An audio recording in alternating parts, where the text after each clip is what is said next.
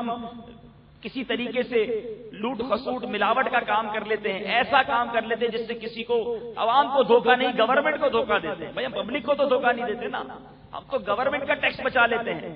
تو اس طرح اپنی عزت بچانے کے لیے، 2 لمحوں کے لیے دنیا کی عزت بچانے کے لیے ہم حرام کام کرنے کے لیے تیار ہو جاتے ہیں. ارے وہ حرام کے کروڑوں روپے کمانے والے سے وہ 3-4 ہزار روپے کمانے والا مزدور اچھا ہے، جو بظاہر بیچارہ ذلت اٹھا رہا ہے. لوگ اس کو بولتے بھی ہیں، سناتے بھی ہیں، سامان بھی اٹھواتے ہیں، وہ کندھے پہ اٹھا کر چل بھی رہا ہے.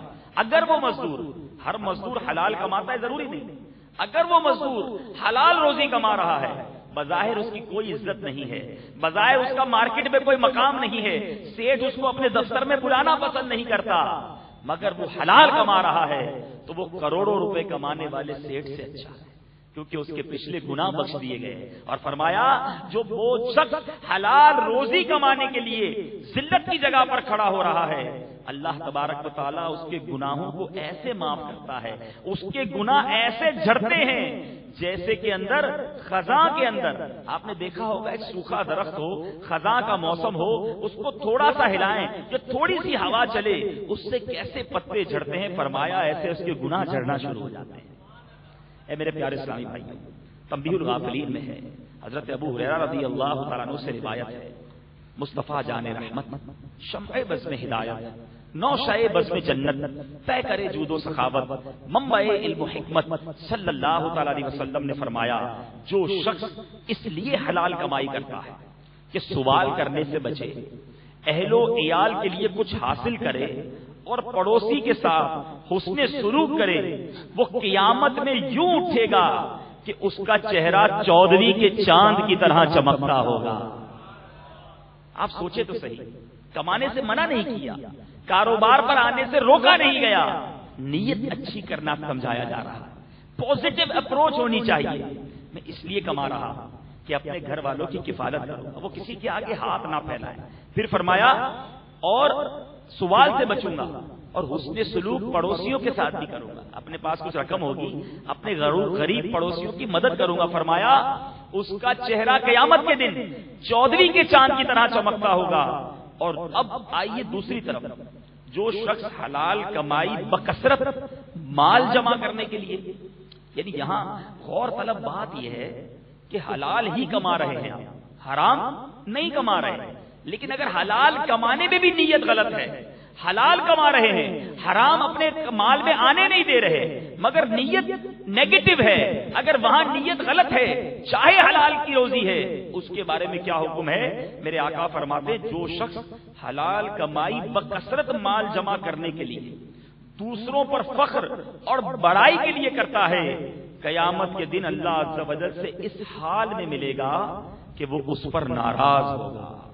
الامان والا حرام کی بات تو بھی شروع نہیں کی ہم نے، حلال کمائی، لیکن اس کی نیت یہ ہے کہ جناب میرا کوئی اسٹیٹس ہو جائے، میں بھی اچھی گاڑی لے کے نکلوں، میں بھی جناب بڑا مکان لے لوں، اس کی اتنی تعریف ہوتی ہے، وہ اتنا بڑا سیٹ بن گیا، میری بھی مارکیٹ میں کوئی مقام بن جائے، لوگ میری بھی تعریف کریں، میں بھی فلاں سے اوپر پہنچ جاؤں، یہ اتنا آگے نکل گیا، میں کیوں پیچھے رہ گیا، اب میں بھی دن رات کام کروں گا، اس کو نیچا دکھا کر رہوں گا.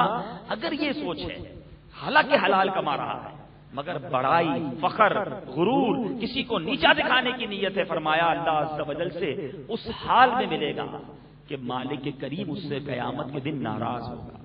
اب جس سے رب ناراض ہو جائے، آپ سوچئے مالک یوم الدین، جو قیامت کے حشر کے دن کا مالک ہے، ارے وہی جس سے ناراض ہو جائے پھر اس کا کیا حال ہوگا. اے میرے پیارے اور محترم اسلامی بھائیوں، مال کی محبت واقعی بہت بری چیز ہے.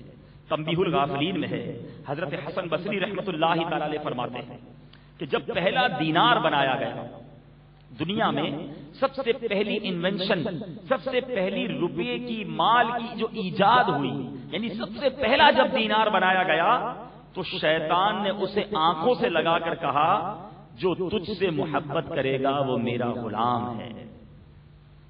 اے میرے پیارے اسلامی بھائی، حضرت حسن بصری رحمۃ اللہ تعالی علیہ مشہور تابعی بزرگ ہیں. آپ نے ام المومنین حضرت ام سلمہ رضی اللہ تعالی عنہا کا دودھ پیا ہے اور حضرت مولا علی کرم اللہ تعالی وجہہ الکریم سے خلافت کا خرقہ پہنا ہے، یہ آپ کا فرمان ہے۔ بہت قابل غور ہے کہ مال سے جو بھی محبت کرنے والا ہوا ہے وہ کثرت سے گناہوں میں مبتلا نظر آتا ہے، اور یہی تو شیطان کی غلامی ہے۔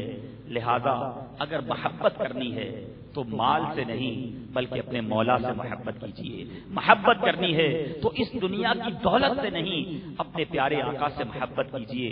اگر محبت کرنی ہے تو اس ذلیل مال سے نہیں بلکہ اس مال سے کیجیے جو آپ کے ساتھ آخرت میں آپ کے ساتھ جائے گا، نیک اعمال ساتھ جائیں گے۔ یہ دنیا کی دولت، یہ بینک بیلنس، یہ مال و دولت یہیں رہ جائے گا، اگر ساتھ جائے گا تو نیک اعمال جائیں گے۔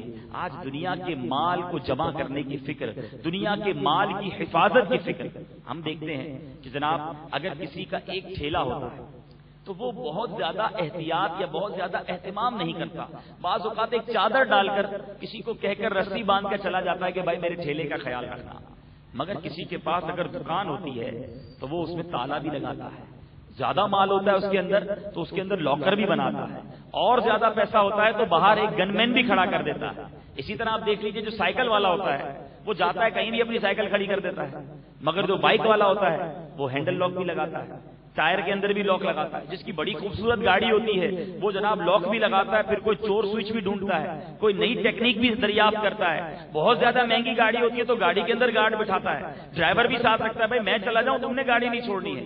ایسے بھی دیوانے دیکھے گئے ہیں کہ راتوں کو اٹھ کر اپنی گاڑی کو دیکھنے آتے ہیں، گاڑی کھڑی ہے کہ نہیں کھڑی، ہاں یار کھڑی ہے چلو پھر سو جاؤ، اسکوٹر کھڑی ہے کہ نہیں کھڑی۔ اتنی فکر ہے اپنی گاڑی کی، اپنے مال کی، اپنی دکان کی۔ مجھے بتائیے یہ ساری چیزیں تو یہیں رہ جانی ہیں، مجھے لے کر کیا جانا ہے؟ اپنی قبر کے اندر اپنا ایمان۔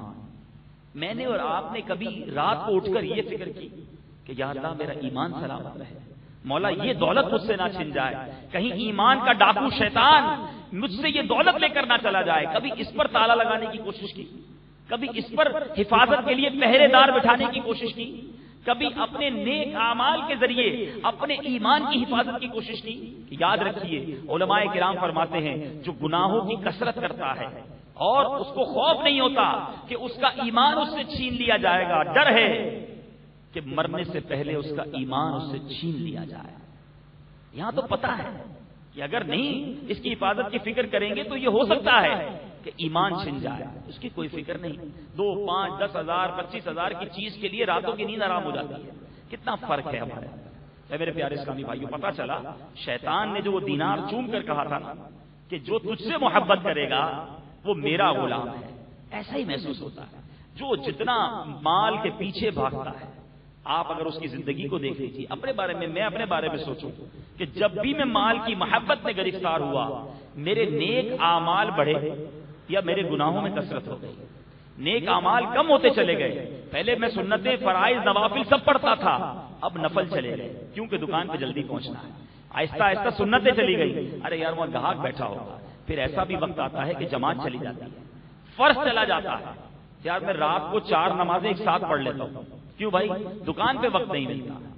اللہ اکبر، غور کیجیے، جو مالک ہمیں رزق دے رہا ہے ہمارے پاس اس کی بارگاہ میں سر جھکانے کا وقت نہیں۔ حالانکہ رزق حلال کی برکت تو دیکھیے، رزق حلال کے فضائل تو سنیے۔ اگر اللہ تبارک و تعالیٰ کی خوشنودی کی نیت سے، اپنے گھر والوں کی کفالت کی نیت سے یہ کام کیے جائیں تو کتنی برکت ہے۔ میرے آقا علیہ الصلوۃ والسلام کیا خوب فرماتے ہیں، وہ اسلامی بھائی جو بزنس کرتے ہیں، جو تجارت کرتے ہیں، ان کو مبارک ہو۔ میرے آقا فرماتے ہیں تجارت کرو، کیونکہ روزی کے 10 حصے ہیں، 9 حصے فقط تجارت میں ہیں۔ تو روزی کے 9 یعنی یوں سمجھ لیں 90% اگر روزی کی برکتیں ہیں، روزی کی عطائیں ہیں، پروردگار کی طرف سے فضائل و برکات ہیں تو تجارت ہے۔ تو تجار، بزنس مین اس حوالے سے خوش نصیب ہیں۔ میرے آقا فرماتے ہیں سچا تاجر، اللہ تعالی ہمیں سچا تاجر بنا دے۔ میرے آقا فرماتے ہیں سچا تاجر قیامت کے دن صدیقین اور شہداء کے ساتھ اٹھایا جائے گا۔ غور کیجیے، صدیق اولیاء کرام سے بھی آگے کا مرتبہ، شہید جس نے اپنی جان اللہ کی راہ میں قربان کر دی۔ ارے تاجر تو دکان پہ بیٹھ کے مال کما رہا ہے، تاجر تو دکان پہ بیٹھ کر جناب اے سی چل رہا ہے، پنکھا چل رہا ہے، اپنا بزنس کر رہا ہے، مگر اگر سچ کے ساتھ کر رہا ہے، جھوٹ نہیں بول رہا، حرام نہیں کما رہا، اچھی اچھی نیتوں کے ساتھ اگر یہ کاروبار کر رہا ہے